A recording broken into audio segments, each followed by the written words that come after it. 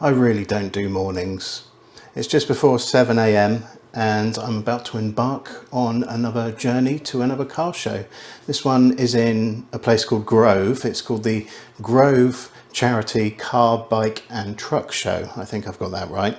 And it's in aid of Mind, the mental health charity, the Oxfordshire branch. So I found out about this show a couple of days ago, and I contacted the organisers because I thought surely it's too late for me to register my interest and exhibit my car. But they got straight back to me and said, no, please do come along. We will book you in. So that's fantastic news. As I say, I've only found out about it a couple of days ago. And by all accounts, this is a very well-established show. And although it's in a very small village, it seems to be a really big show as well. So I'm really looking forward to that, especially to seeing some American trucks, you know, the big rigs. Apparently some of those will be there, so that will be fantastic. So it should take just over an hour to get there. Those familiar with this part of the world will know that that means a trip to the A34. Wonderful. Just making myself a coffee for the journey. So sit back, buckle up, and oh, it's Charlie. Hello, Charlie. You've interrupted my video. Come along with me for the ride and let's have some fun.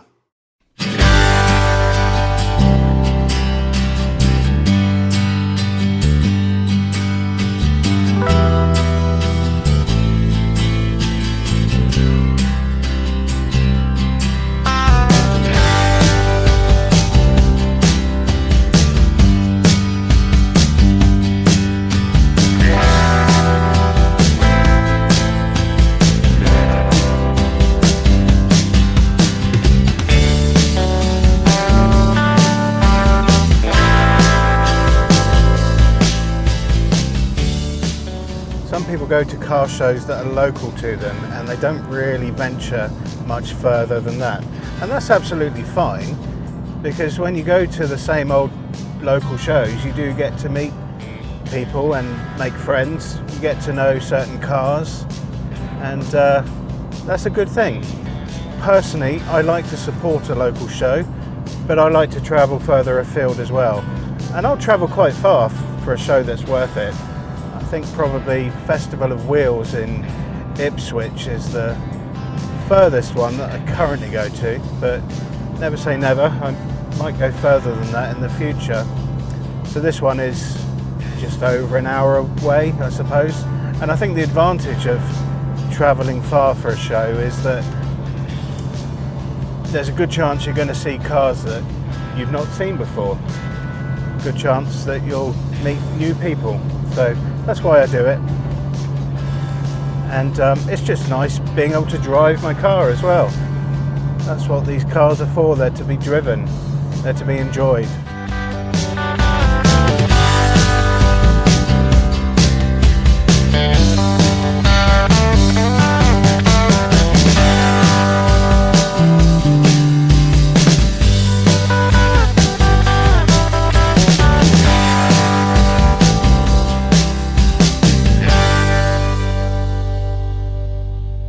Well, I've got to say, I'm really impressed. This is a small village and it's a huge car show. There are so many interesting vehicles here.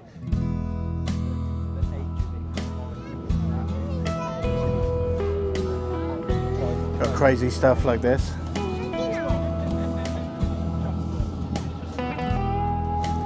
Some classics. Check out this MG.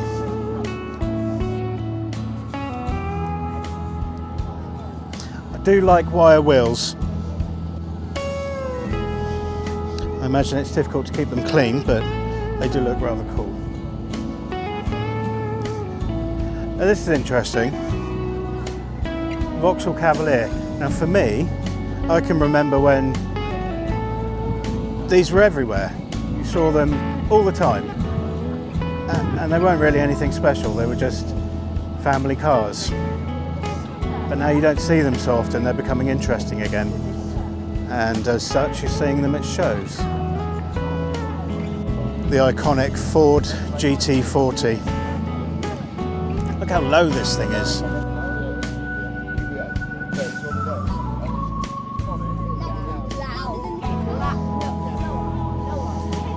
Ford Granada.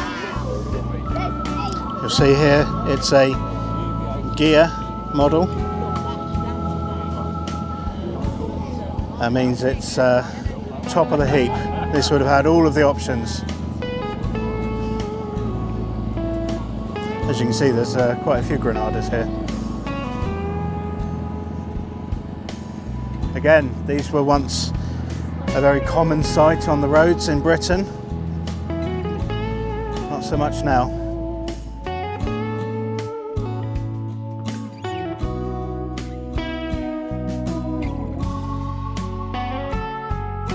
Now this is very nice. Chevrolet California, 1956.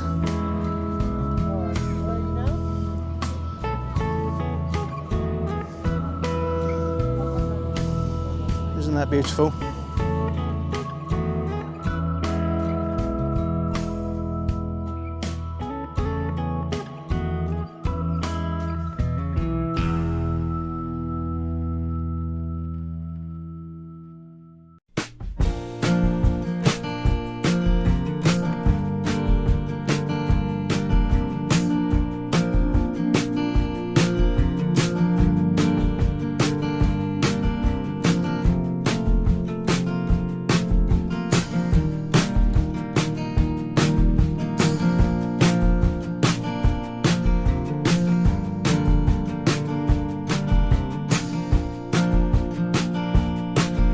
Isn't this wonderful? 84 years old this thing, and it's still running. Fantastic. Apparently this has been driven through the Gobi Desert on a rally.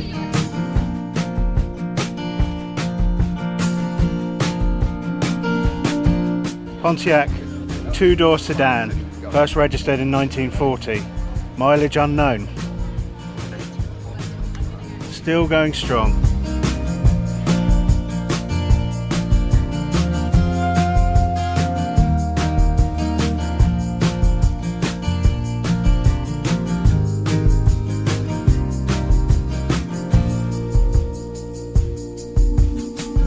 I'm here with Mackenzie from Oxfordshire Mind. Hi Mackenzie. Hi, thanks for having me. You're most welcome. Having a fantastic time here today at the show. So many cool cars and things going on.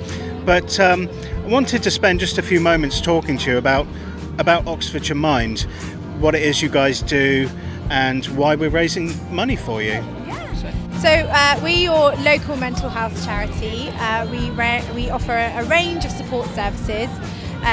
We supported just over 11,000 people last year, so really making a huge difference in Oxfordshire. We've got peer support groups, we have hubs across Oxfordshire. You might have seen we've got one in Abingdon, one in Witney, one in Oxford, and yeah, just a range of services for everyone in Oxfordshire, not just people struggling with their mental health, but if anyone has any queries or questions or is supporting someone who is currently unwell, we can help you as well. So right. That's what we do. And is it fair to say that mental health is taken far more seriously these days than it has been in the past? I think we've come a long way in where we are with mental health and how we think about it, but I think there's still quite a lot to do to ensure that there's like a parity between physical health and mental health and achieving that. There's still a lot of stigma around mental health, especially in the workplace. We know that most people don't disclose that they're off work sick if it's a mental health problem, for example. So we have come a long way, yes. I think people are very happy to say that yes, mental health is a thing, but there's still a long way to go in supporting people being open about their illnesses, seeking help, being proactively looking after their mental health, and just treating it the same as we treat physical health. Of course, and it's not just adults, is it? It's children as well that can suffer with mental health issues. Yes, yeah, of course. So Oxfordshire Mind have a range of children and young people services. children's well-being is something that's really suffering and is a growing kind of problem in Oxfordshire. CAM's waiting list at the moment for mental health support is average 3.5 to 5 years in Oxfordshire. That's from someone going to their GP to actually getting support from CAMs. So it's a huge problem in Oxfordshire. Yeah. Okay, well, Mackenzie, thank you so much. If you'd like to find out more about the important work that Mind do, then details are below. Please do check them out and support them in any way you can. So thank you for talking with me. Thank you for coming up to our stand today. I loved it. And also a huge thank you to people like Mike and the whole team that put on this car show. We couldn't do what we do without the support of our local community. So grateful. Thank you. Wonderful. Have a lovely day. You too. Bye. Okay, bye-bye. Cheers.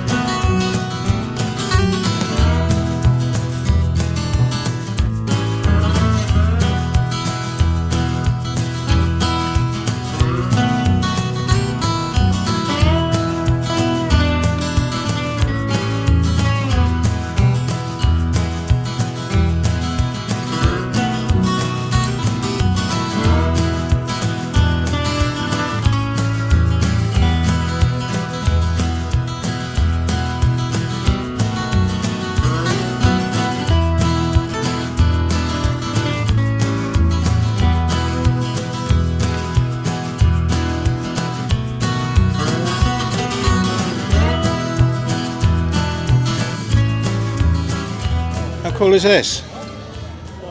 I was talking to the guy who has built these models over many years, and although they're based on commercially available kits, much of the work is custom.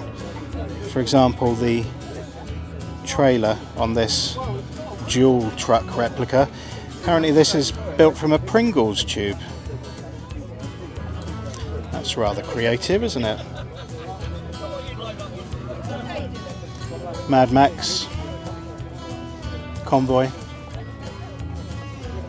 and Convoy.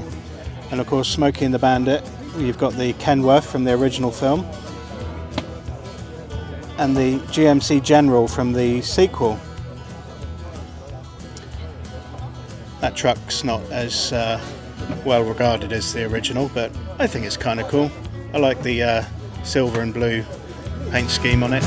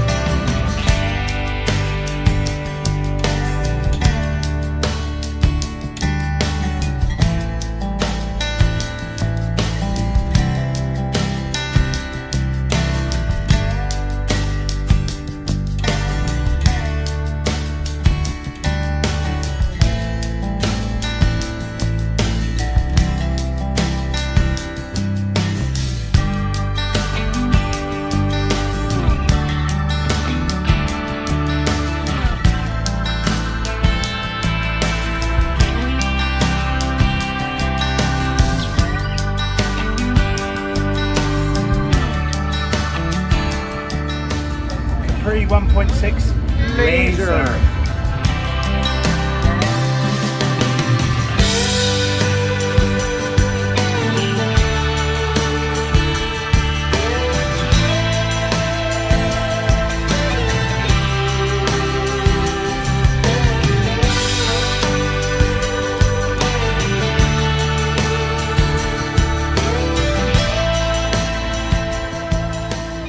original hot hatch.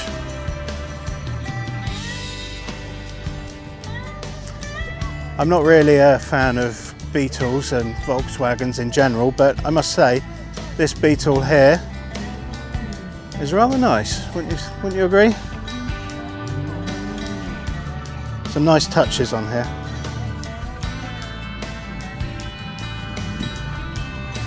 Air cooled and tax free.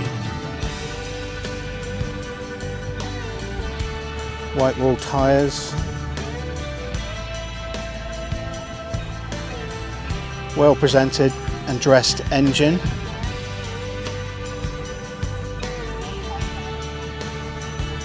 Yeah, as far as Beetles go, it's pretty good. Check out the interior.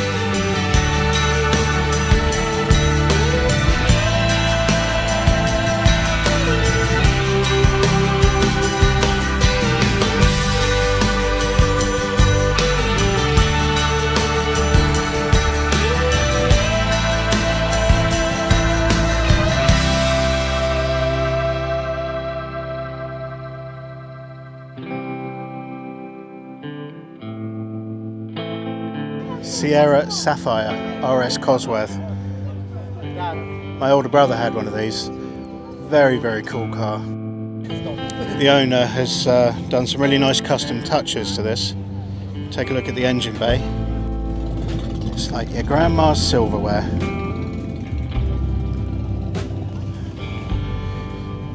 There you have it. Sierra Sapphire RS Cosworth, an automotive legend. So here's another Sierra Cosworth. This one is older. This is a 3-door. And you'll notice the thing that really stands out on this is the whale tail spoiler. This doesn't exactly blend in a car park, but it's still cool.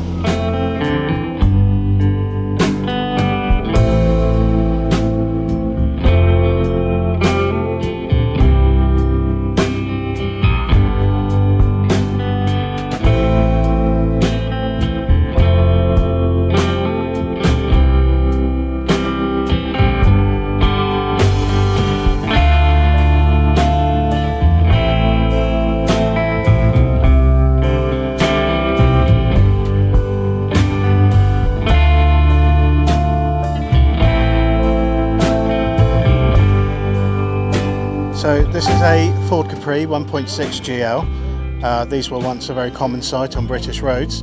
You may have seen in the news recently that Ford have announced the return of the Capri. And I've got to say, looking at the images, it's not a Capri. It's not a proper Capri. What do you think?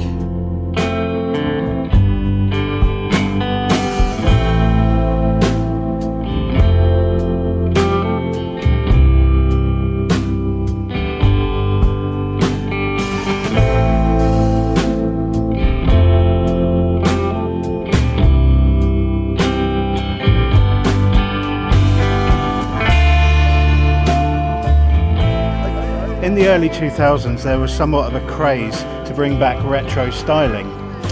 Ford were among the first companies to do so, and they did it with the Mustang. Here we have a 1966 example and a 2008. Now, in many ways, they're completely different cars, different underpinnings, everything about them. But there are some design cues that follow through. For example, the lights, these iconic vertical lights on the 66. You can see on the newer models, they've retained that look. It's just nice things like that that just tie the two generations together.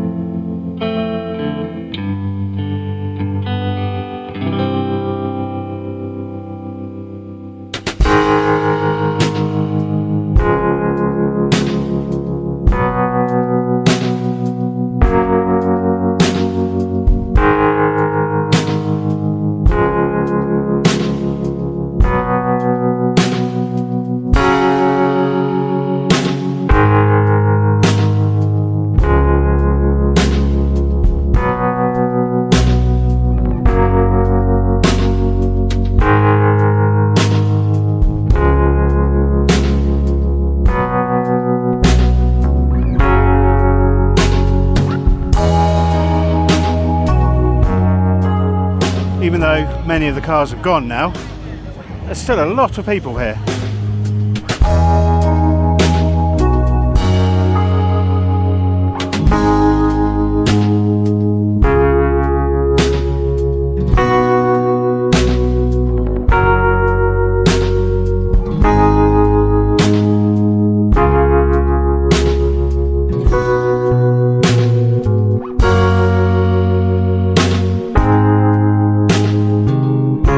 Good job, guys, for organising this event. This has been really impressive. Yeah, really impressive. That's the end of the video. I hope you've enjoyed yourselves. We've certainly had a blast, but I am looking forward to getting home to my bed. I'm very tired, but it was so worth it. Please be sure to check out the Mind Oxfordshire web page. Do support them in their important work. And if you're new to this channel, welcome. Please subscribe and like this video, share it, do all that good stuff. You know what to do. Thanks ever so much, and we'll see you in the next one.